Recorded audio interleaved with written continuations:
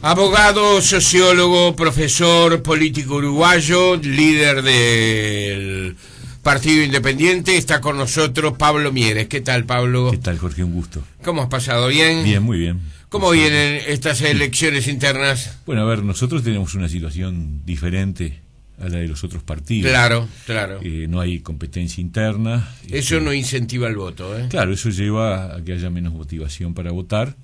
Sin embargo, nosotros le tenemos que pedir a la gente que nos apoya, que tiene simpatía por el partido, que no deje pasar la oportunidad de marcar el próximo 1 de junio, porque nosotros estamos obligados a votar, que a veces hay gente que ni siquiera sabe, que cree que no tenemos que votar. Claro, claro. Y ciertamente tenemos que marcar votos, y obviamente nuestra votación del próximo domingo seguramente no será tan importante como la que tendremos en octubre, pero es una señal de una etapa, ¿no?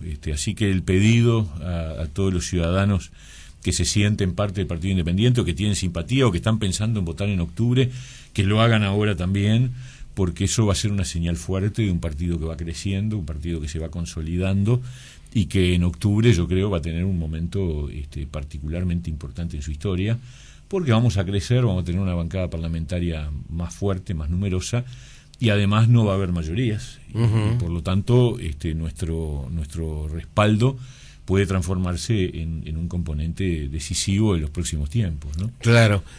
Pablo, ¿está bien perfilado el Partido Independiente? ¿La gente capta rápidamente lo que el Partido Independiente representa en el espectro político uruguayo? Bueno, yo trato de que así sea, con un esfuerzo grande, y decimos claro, el partido es un partido de izquierda democrática, ubicado en un espacio socialdemócrata, con el aporte también del componente democristiano que está en su origen también. Es un partido con una perspectiva de cambio y de preocupación social, que quiere simultáneamente garantizar el crecimiento y actuar por lo tanto con seriedad y con responsabilidad con respecto a la economía, pero también al mismo tiempo preocupación por los más débiles. Ese es el perfil nuestro, es decir, un partido que está parado desde el punto de vista de los adversarios entre el Frente Amplio de un lado y los partidos tradicionales del otro. No integramos ninguno de los dos bloques, y yo creo que para el Uruguay es muy importante que exista una opción independiente. Yo creo que los ciudadanos además cada vez toman más en cuenta esa situación, por eso la intención de voto nos está dando mejor que antes, porque va creciendo el partido, porque se va consolidando, y porque hay mucha gente que dice, no, pará, yo aposté al Frente Amplio, el Frente Amplio no cumplió muchas de las cosas que nos había prometido, y a su vez no quiero volver a los partidos tradicionales porque ya los conozco, porque no me dan garantías de un cambio como yo quiero. Entonces, en realidad el Partido Independiente es el único que puede ofrecer cambiar sin volver atrás. Y me parece que ese es un poco el desafío que tenemos, ¿no? Claro. Hay descontento, no solamente en nuestro país, sino en el mundo, sobre la política. Eso es peligroso y es malo.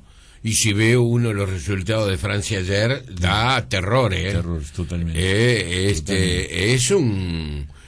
A ver, ¿cómo lo puedo expresar? No es el nazismo, pero es una expresión cercana. Sí, claro. Sí, y de intolerancia y con un cierto reflejo autoritario, excluyente, no abierto a la pluralidad. Me parece muy preocupante lo que está pasando en Europa, que es un poco esa reacción, yo diría, irracional con respecto a una crisis muy profunda que ha vivido el viejo continente, pero lamentablemente ese tipo de respuesta lo único que puede llevar es a situaciones peores, ¿no? Esa es la sensación que yo tengo. Va a ser un continente cerrado, por lo menos en los países, porque no fue en todos, ¿no? No, claro. Pero en los países como Francia, por ejemplo, ser inmigrante va a ser una desgracia, ¿eh? Terrible, la verdad que me preocupa. Es una, porque además es la expresión popular, ¿no es cierto? Y me parece que, bueno, nosotros tenemos que tomar nota de esas cosas, reivindicar la tolerancia y el pluralismo, la diversidad de opiniones. Yo creo que los uruguayos valoran esas cosas. Sí, en Uruguay claro, estamos, por suerte, muy, muy lejos de eso, aunque hay una insatisfacción con la política y con los partidos, que es real, Sí. y que abarca a todos ellos, ¿no es cierto? Sí. A los partidos en general, nos abarca a todos.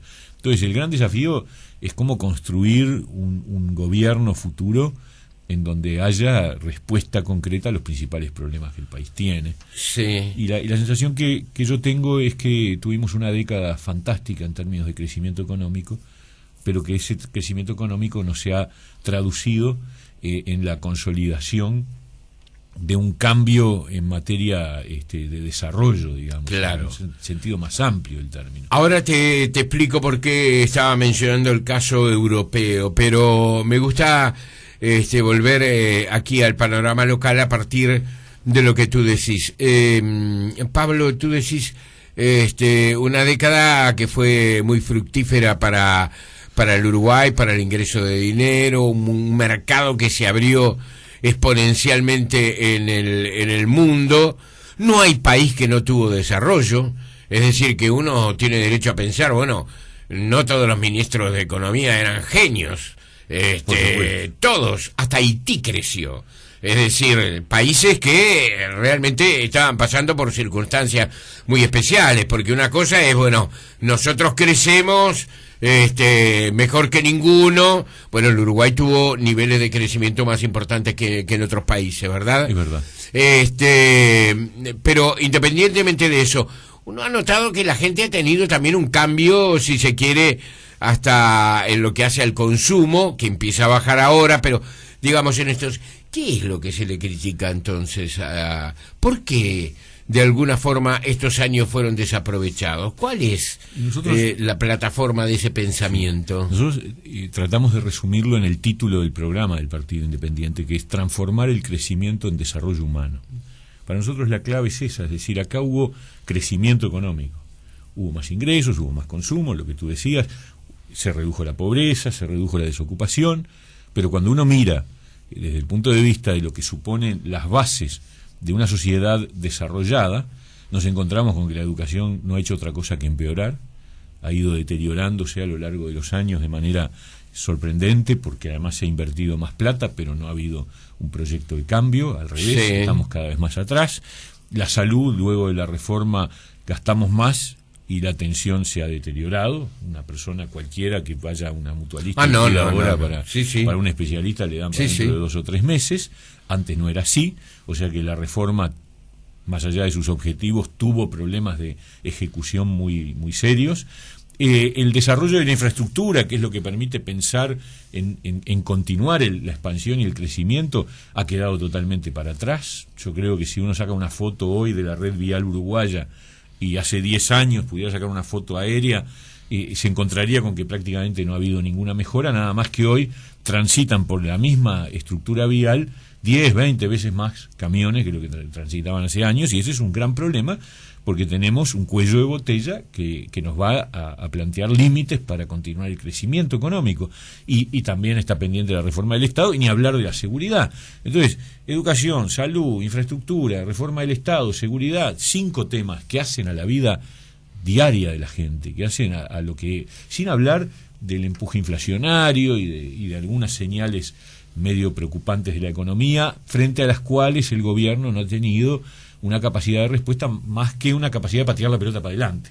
Es decir, lo que hace el gobierno es cada vez que se acerca al 10% de la inflación, toma medidas que no son de fondo, que son medidas de tirar la pelota para adelante para demorar un empuje inflacionario nuevo.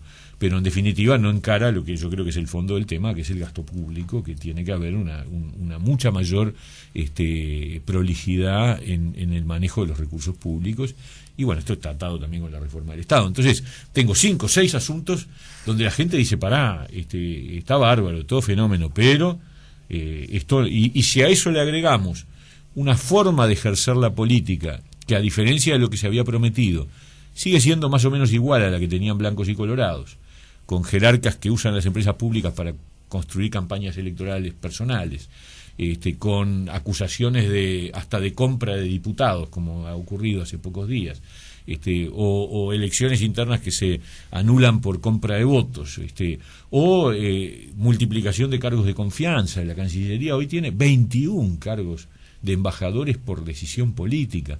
Cuando el Frente Amplio asumió el gobierno tenían 5, ahora tienen 21 tipos que no saben nada de política exterior más que algunos reflejos, pero que están allí, cada uno en una embajada, porque son amigos, porque son gente del propio partido. Y eso es una pérdida de profesionalismo, en fin. O sea, todo esto es lo que genera un malestar en la gente, y yo creo que todo esto es lo que va a generar una señal fuerte de los ciudadanos, es decir, para un poquito, no le podemos seguir dando tanto poder a un solo partido, y por eso nosotros dijimos hay que sacarles la mayoría absoluta. Y yo creo que mucha gente va a decir, bueno, el Partido Independiente es una alternativa para eso, y que es una alternativa que no implica volver a los partidos tradicionales, que ese es el otro tema, que los partidos tradicionales, más allá de la renovación generacional que yo les reconozco, tienen, sin embargo, cuando uno recorre el país, a ver, uno sabe que las intendencias siguen funcionando como aparatos políticos que funcionan al servicio de campañas electorales, y que hay manejos de esos patrimonialistas del Estado que lamentablemente son parte de la vieja política, y son las cosas que desgastan a la opinión de los ciudadanos sobre lo que pasa en la política, ¿no? ¿Hay algún mensaje que dice no queremos sacarle simplemente la mayoría al Frente Amplio? ¿Tú crees que lo único que puede perder, o el pronóstico que decís hoy por hoy, es de que el Frente Amplio no tendrá mayorías, o ha entrado en zona de riesgo? Yo no lo sé, la verdad que no me animo a hacer un pronóstico. Creo que el Frente Amplio tiene un favoritismo, todos los analistas lo señalan. Va a ser el partido más votado sin duda en la primera vuelta, sin duda. Estoy seguro que va a haber segunda vuelta, y bueno, ¿cómo se va a definir esa segunda vuelta? Eso es lo que nadie sabe.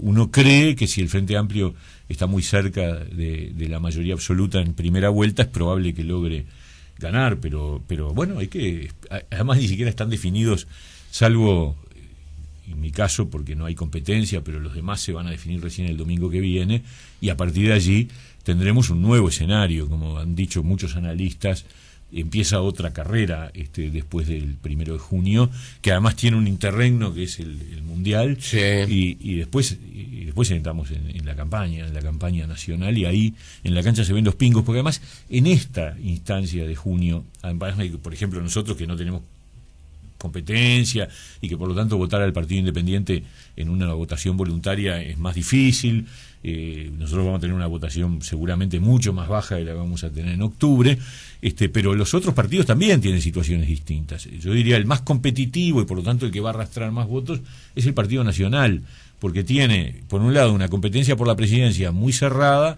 pero además tiene una lucha por las candidaturas a intendentes, a diputados, al Senado. Habrá movilidad allí. Exacto, y el Partido Colorado no tiene una competencia tan pareja en la presidencia, pero tiene la misma lucha que los blancos por intendentes, diputados, Senado, entonces también pone mucha carne de asador. El Frente pone menos, pero tiene competencia por la presidencia. Entonces hay un degradé. Es decir, la mayor intensidad la tienen los blancos, lo siguen los colorados, después el Frente, y nosotros el mínimo. Entonces eso se va a reflejar en la votación del domingo, pero eso no es la motivación de octubre. En octubre yo creo que hay dos grandes cosas que se van a definir, Jorge. Una es entre blancos y colorados quién sale segundo para pelear la segunda vuelta con el Frente Amplio, y la otra es entre el Frente y nosotros.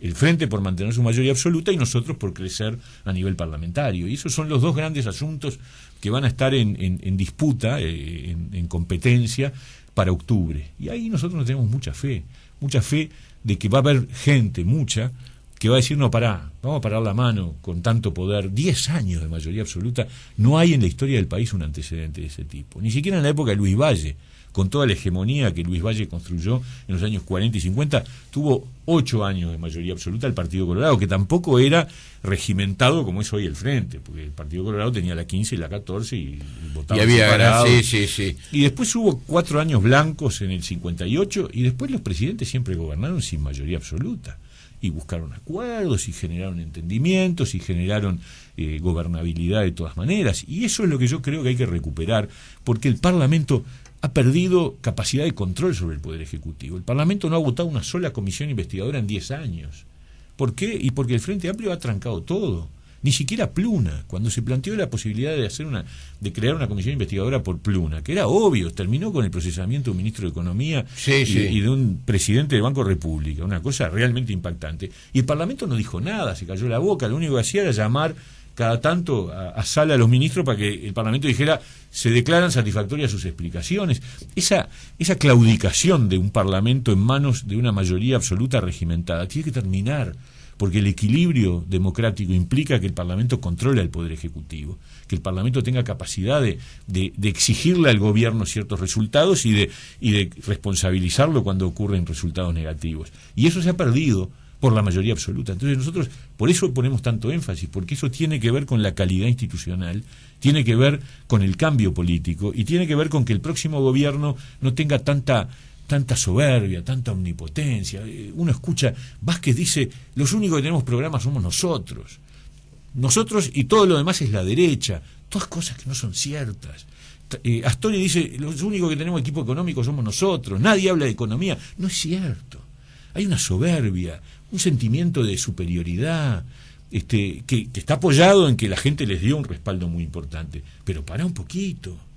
Y el desquicio de Pluna es responsabilidad de ese fabuloso equipo económico, el Dream Team, decían. Bueno, el Dream Team es como Barcelona, pierde también partidos, ¿no? Y pierde campeonatos. Sí. Pero ellos se creen que son infalibles. Y esas cosas le hacen daño al país, le hacen daño al propio Frente Amplio. Entonces yo creo que ha llegado la hora de marcarle límites. Y nosotros somos una opción para marcarle límites, porque no somos tampoco parte del otro bloque, que yo creo que siguen teniendo las mismas cosas del pasado por las que nosotros nunca fuimos integrantes de los partidos tradicionales, ¿no? Ahora, Pablo, algo que te he dicho más de una oportunidad, ustedes tienen un equipo con gente muy valiosa. De primer nivel, absolutamente. ¿Y la gente los conoce? Y poco, menos de lo que debería. ¿Y por qué? Bueno, nosotros hemos Tienen tratado... pocos medios. Es un partido con pocos medios, sí, está claro. Sí, con poco espacio para hacer visibles muchas figuras. Ajá. Evidentemente, a ver, cuando nosotros nombramos a Conrado Ramos como candidato a la vicepresidencia, estamos mandando dos señales muy fuertes. La primera es que es un técnico de primer nivel, yo diría el que más sabe en materia de reforma del Estado en este país. Y para nosotros la reforma del Estado es un tema principal, por lo tanto, cuando elegimos al vicepresidente estamos pensando también en decir, miren, este tema para nosotros es muy importante y lo vamos a privilegiar. Y segundo, es alguien que se animó con mucho coraje político a salir de un partido mayoritario donde además había tenido roles de gestión relevantes e ingresar a un partido más chico donde él cree que puede llevar adelante sus ideas y proponer las cosas que no logró conseguir dentro del otro partido.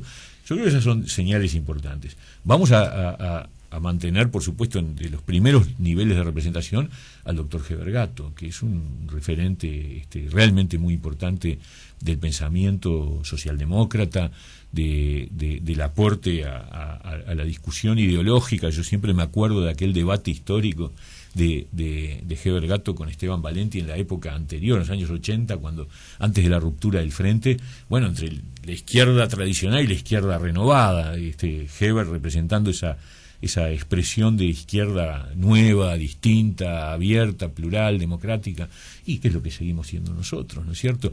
Y después tenemos un equipo a nivel de agro que es de primera, con el ingeniero agrónomo Joaquín Seco, el catalán Irigoyen, gente que cuando yo voy me llama a la Asociación Rural, por ejemplo en la Expoactiva o la Federación Rural hace poco, yo voy y les digo, miren, yo lo que voy a decir en realidad es lo que me han dicho mis asesores, que son fulano, mengano y sultano, y todo el mundo ya sabe que lo que voy a decir es importante y está bien fundado y está porque esa gente da garantías. Y lo mismo en educación, con José Arrila, con Javier Lacida, Denis Baillán.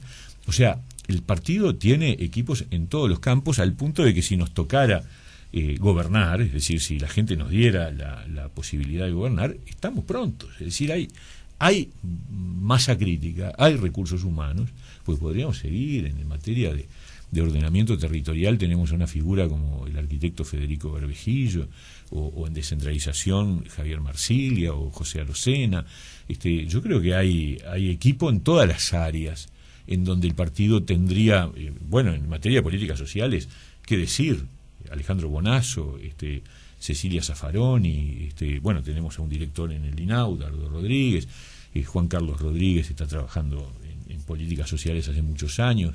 O sea, hay equipo por todos lados, y ciertamente la gente lo conoce poco, porque tenemos poco espacio para mostrarlos, y me parece que lo que sí está claro es que el partido sí tiene una imagen de prestigio en cuanto que no es un partido improvisado, que no tira pelotazos, que no inventa, que tiene certezas, y que en relación a nuestro tamaño tenemos un respaldo técnico mayor, desproporcionado positivamente. Eso sí la gente lo sabe. Ahora, quizás lo que no sabe tanto es quiénes son esos técnicos y cómo y a quiénes representan, ¿no? Señores, Pablo Mieres, líder del Partido Independiente, ha acompañado esta mañana la mañana de Tiempo Presente. Gracias, Pablo. No, gracias a ti, Jorge. La seguimos más largo. Y una convocatoria a todos los que se sientan cerca de nosotros, a que el 1 de junio, aunque haga frío y voto voluntario, no hay competencia, no se queden en casa, que nos den una mano, porque va a ser la señal para una plataforma de lanzamiento para octubre. Tú señalabas que la posibilidad de acumular más votos en esta elección interna con respecto a la elección interna anterior significaría un impulso interesante. Exacto. Una luz realmente que estimula mucho. Exactamente, por eso necesitamos que haya una señal de respaldo. Bien, gracias, Pablo. Gracias, Jorge. La seguimos. Señores, esto es Tiempo Presente.